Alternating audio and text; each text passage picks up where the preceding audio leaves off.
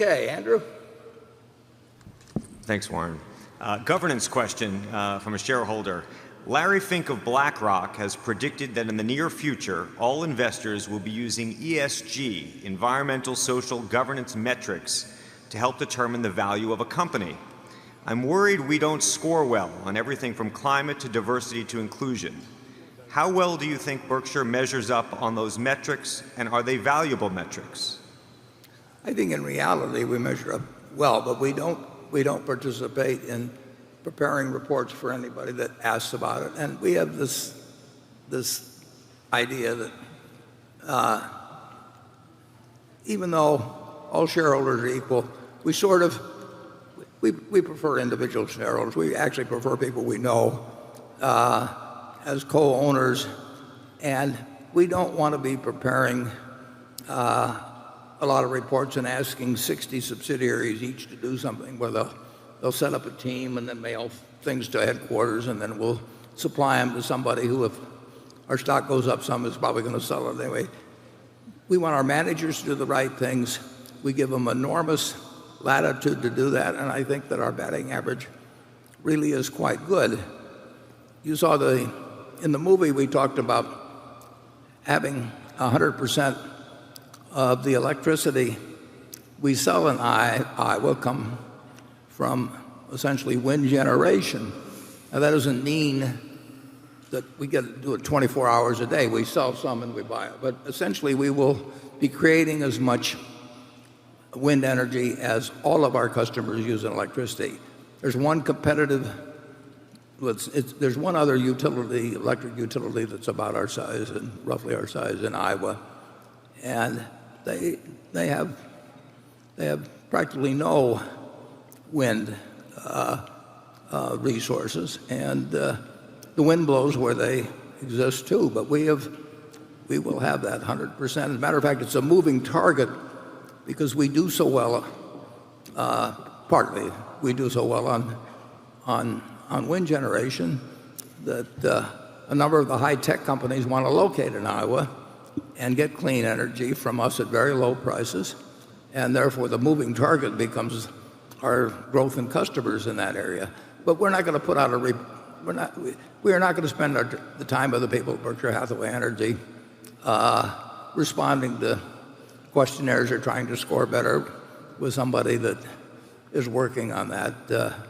It's just we trust our managers, and I think the performance is at least decent, and we keep expenses and needless reporting down to a minimum at Berkshire.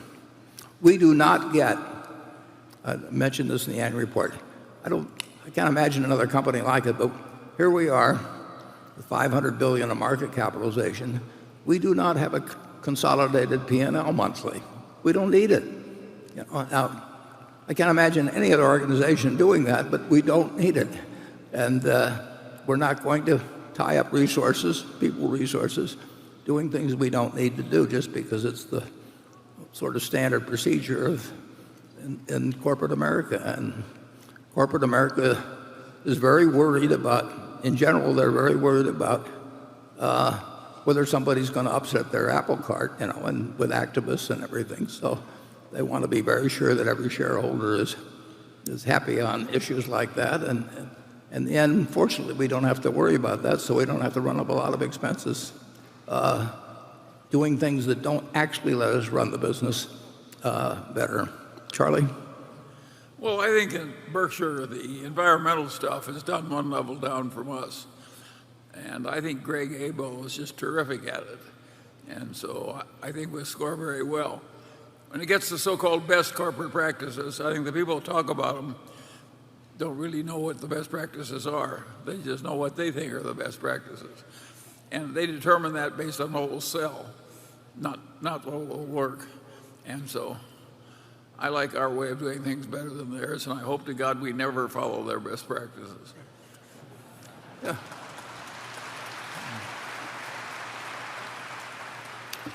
I'd like to point out one thing on independent directors. I mean, I've been on 20 public company corporate boards, not counting any Berkshire or its subsidiaries. So I've seen a lot of corporate boards operate, and the independent directors in many cases are the least independent. I mean, if the income you receive as a corporate director, which typically may be around $250,000 a year now, if that's an important part of your income, and you hope that some other corporation calls the CEO and says, "How's so-and-so as a director?" and the current CEO, your CEO says, "Oh, he's fine, never raises any problems," and then you get on another board at $250,000, and that's an important part.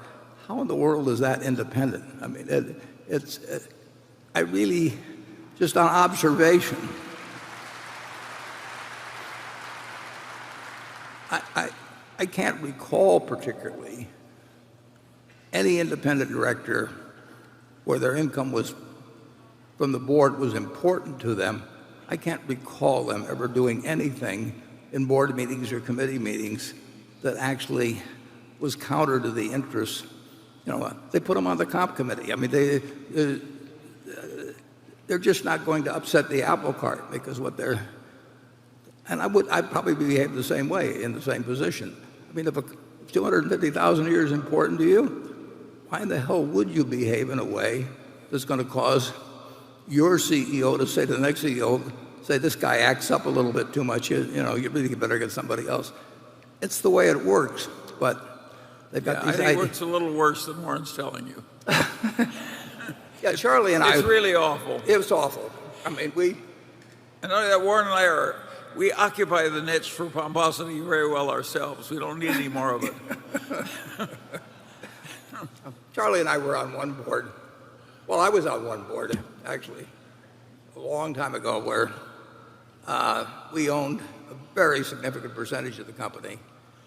And the rest of the board was almost exclusively customers of the company, but not owners. They had absolutely token holdings. And at one point, we were looking at something where a tax decision was being made in terms of a distribution of some securities. And it was a lot of money was involved. And one of the other directors said, "Well, let's just swallow the tax." Well, his swallowing amounted to about $15 or something, or some amount of. And I said, "Let's parse this sentence out. Let's swallow the tax. Let us swallow the tax." So who wants to swallow an equal amount to, to me? You don't get invited to be on boards if you belch too often at the dinner table. Well, at Blue Chip Stamps, we had a director who said, "I don't see why you guys should be so important just because you own all the shares." Yeah, Charlie and I used to have to cool off after the Blue Chip Stamps meetings because we and Rick Aaron owned what percent probably? 50%. Yeah, 50%, and they'd appointed all the. They're all members of the Rotary Club. It came out of a government settlement or something, and it was not an ideal form of decision making, and they just had a different calculus in their mind that we didn't, and I can understand it, but I'm not going to replicate it.